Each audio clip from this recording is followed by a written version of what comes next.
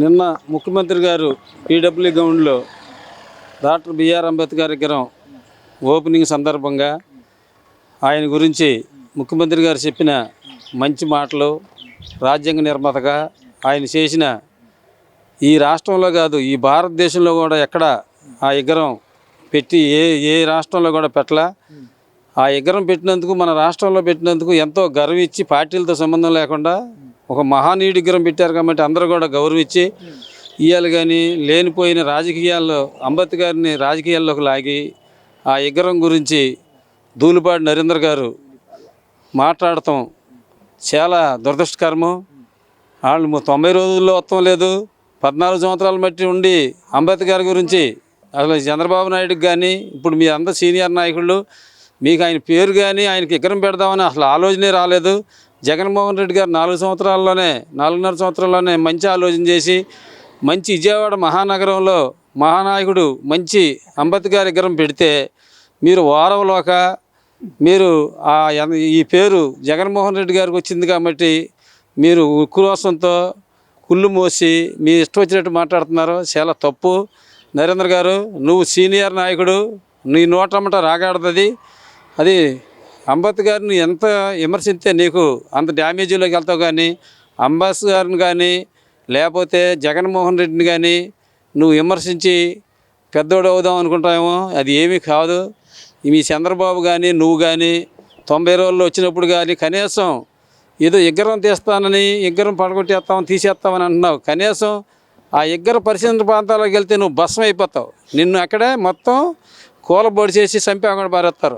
ఒళ్ళు దగ్గర పెట్టుకు మాట్లాడేది దగ్గర పెట్టుకు మాట్లాడు. ఎవరితో మాట్లాడుతున్నావో, ఎవరి గురించి మహానాయకుడు విగ్రహం తీసి ఎక్కడ పెడతావు నువ్వు? అసలు నీకేం సంబంధం?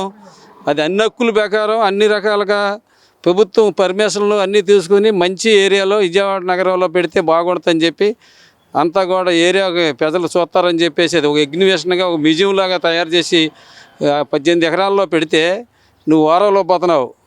మీ చంద్రబాబు నాయుడు నువ్వు పులివెందల్లో మీరు గెలుస్తానని చెప్పేసి చంద్రబాబు కమలాపురంలో ఇష్టం వచ్చినట్టు మాట్లాడుతున్నాడు. రెడ్లకి అన్యాయం జరిగిందని.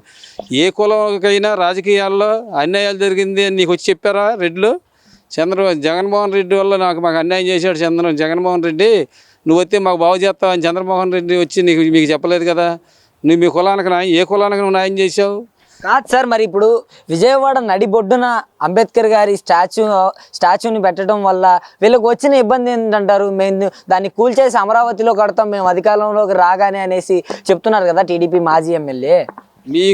మీరు అధికారంలోకి వచ్చే మాట కళ. మీరు పవన్ కళ్యాణ్ మీరు ఎంతమంది కలిసినా ఎంతమంది ఏకమైనా జగన్మోహన్ రెడ్డి పేదల్లో ఉన్నాడు.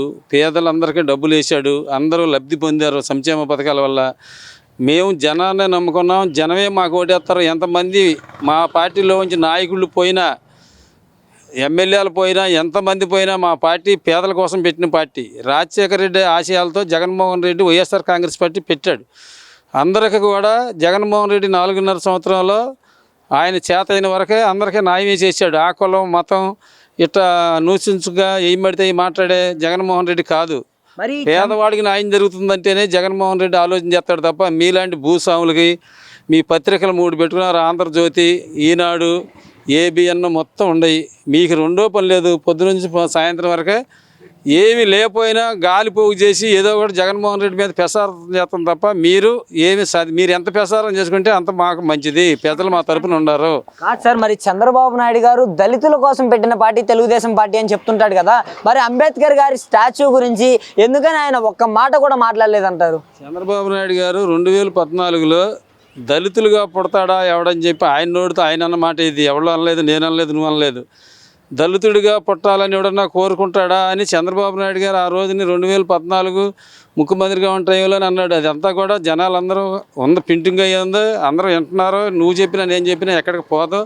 నేనేం మాట్లాడుతున్నానో నువ్వేం జనం అందరూ ఆలకెత్తున్నారు. నేను మంచోడా నువ్వు చెడ్డోడా, మీరు ఎంతమంది ఏకమైనా, ఎంత పార్టీలు ఏకమైనా, ఎంతమంది వచ్చినా విజయం మాదే. రెండోసారి జగన్మోహన్ రెడ్డి గారు ముఖ్యమంత్రి అవుతూ నీ తరము, పవన్ కళ్యాణ్ తరం, చంద్రబాబు తరం, మీ అందరి తరం కూడా మా దాంట్లోంచి ఎంతమంది నిలకూలోళ్ళు వస్తారు పోతూ ఉంటారు. ఆ రకంగా నిలకూలోళ్ళు కొంతమంది ఎంపీలు ఎమ్మెల్యేలను మీరు లాక్కుంటున్నారు. మీరు లాక్కున్నా వాళ్ళు మా దగ్గర లబ్ధి పొంది మీ దగ్గరికి వచ్చారు. ఎందుకంటే మా దగ్గర కంటే లబ్ధి నీ దగ్గర ఎవడు పొందలేడు. అసలు నువ్వు ఎంత లావడినైనా సరే నీ అవసరం తర్వాత ఎక్కడ పారేస్తావో అది నీకు తెలుసు. నీ రాజకీయం నైజం అది చంద్రబాబు గారు. అందుకని మీరు ఏమి ఎంతమంది ఏకమైనా 90 రోజులు కాదు, 100 రోజులు కాదు, 200 రోజులు మళ్ళీ ముఖ్యమంత్రి జగన్మోహన్ రెడ్డి. మీరు ఇంతమంది ఏకమైనా దాంట్లో రాజీ లేదు. పులివెందుల్లో మొన్న ఎంత అయితే మెజార్టీ వచ్చింది దానికి ఒక ఓటు కూడా తగ్గదు జగన్మోహన్ రెడ్డికి. నువ్వు వచ్చి నువ్వు కుప్పం చూసుకో ముందు. సార్ పులివెందుల్లో ఈసారి జగన్మోహన్ రెడ్డి గారు ఓడిపోబోతున్నారు అనేసి కమలాపురంలో ఓపెన్ స్టేజ్ మీద చెబుతున్నాడు కదా చంద్రబాబు నాయుడు గారు. నేను చెబుతా, కుప్పంలో నువ్వు కూడా ఓడిపోతున్నావు. కుప్పంలో నీ పంచాయతీలు పోయి, మున్సిపాలిటీలు పోయి, నువ్వేం చేసావు? ఏడ్చి ఎక్కి ఏడ్చి వచ్చావు. ఏం చేసావు నువ్వు? అక్కడ ఏమైనాయి? మరి నీ నియోజకవర్గం నువ్వు 14 సంవత్సరాల మట్టి 20 సంవత్సరాల మట్టి అక్కడ ఎమ్మెల్యేగా ఉండవు. నువ్వేం చేసావు అక్కడ ప్రజలకు? అక్కడ ఎందుకు వాడిపోయారు? నీకు పంచాయతీలు కానీ మున్సిపాలిటీ కానీ నువ్వు పనిచేసి ఉంటే వాడిపోరు కదా. నీ సొంత నియోజకవర్గం అది. కొన్ని కడవ సాటు వేరు. అన్ని సార్లు వాడిపోయి ఏదో మీ 14 సంవత్సరాల మట్టి మీ ఇష్టం వచ్చి నీ రాష్ట్రాన్ని దోసేశారు, తినేశారు. అది దక్కపోయేప్పటికి జగన్మోహన్ రెడ్డి గారు పేదలకు పెడుతున్నారు కాబట్టి మీరందరూ కలిసి ఏకమయ్యి జగన్మోహన్ రెడ్డి గారు పేదవాళ్ళకైతే అన్యాయం జరుగుతుందో మేము వస్తున్నామని చెబుతున్నారు. ఏ రకంగా మీరు ఏం చేసేది లేదు, చచ్చేది లేదు, దాంట్లో రాజీ లేదు. దీంట్లో పక్కా చెబుతున్నాం, జగన్మోహన్ రెడ్డి ఇంటికి కూడా మీరు పెక్కలేరు. ఎన్నికల ముందు ఒక మాట, ఎన్నికల తర్వాత ఒక మాట, ఇచ్చిన హామీలన్నీ ఏమయ్యాయి జగన్ రెడ్డి అనేసి చంద్రబాబు నాయుడు గారు ప్రశ్నిస్తున్నారు కదా. జగన్మోహన్ రెడ్డి గారు ఇచ్చిన హామీలన్నీ, పథకాలన్నీ, సంక్షేమ పథకాలన్నీ చంద్రబాబు నువ్వు ఎప్పుడు ఎన్ని పెట్టావు? నీ టైంలో 2014లో నువ్వు ఎన్ని పెట్టావు, ఎన్ని ఇచ్చావు? మేము ఎన్ని ఇచ్చినవి చెప్పినవి కాకుండా చెప్పని ఇచ్చాం. ఎన్నో ఇచ్చాం. అందరూ లబ్ధి 190% జగన్మోహన్ రెడ్డి గారు పథకాలు ఇచ్చాడు. కొన్ని ఎంత రాజకీయ నాయకుడైనా కొన్ని లోపాలు ఉంటాయి, అన్నీ చేయలేము. మళ్ళీ టైం అవుతుందా, మళ్ళీ ఆ టైంలో చేస్తాం. మరి ఎన్నికల సమయం దగ్గరకు వచ్చేసింది. ఇక 2 నెలల కాలమే ఉంది ఎన్నికలకి. మరి ఈ 2 నెలల కాలంలో ఎలా ఉండబోతుంది? ఇతర పార్టీలన్నీ ఏకమవుతున్నాయి, జగన్ గారు ఒక్కళ్ళే సింగిల్గా వస్తున్నారు. ఎదుర్కొని గద్దెక్కగలరా జగన్మోహన్ రెడ్డి గారు? వచ్చింది సింగిల్గానే, ఎప్పుడు సింగిల్గానే మేము ప్రజలు నమ్ముకున్నాం. ప్రజలు మాకు ఓటేస్తారు, మేము ముఖ్యమంత్రి అవుతున్నాం. జగన్మోహన్ రెడ్డి ముఖ్యమంత్రి అవుతాం. ఎవరి తరం కాదు. ఎంతమంది ఏకమైనా మీ ఛానళ్ళు కూడా పోయి ఈటీవీ వాళ్ళతో కూడా కలవండి. అన్ని ఛానళ్ళు కలవండి. అన్ని ఛానళ్ళు కలిసి జగన్ మీద మీ ఇష్టం వచ్చినట్టు దుష్ప్రచారం చేసుకోండి. ప్రజల మీద మాకు నమ్మకం ఉంది కాబట్టి మేము ధైర్యంగా రెండోసారి ముఖ్యమంత్రి మేము ప్రమాణ స్వీకారం చేస్తున్నాడు జగన్మోహన్ రెడ్డి, ఎవడు ఆపేసి చెత్తి లేదని చెప్పి మీ ఛానల్ ద్వారా తెలియజేస్తాం.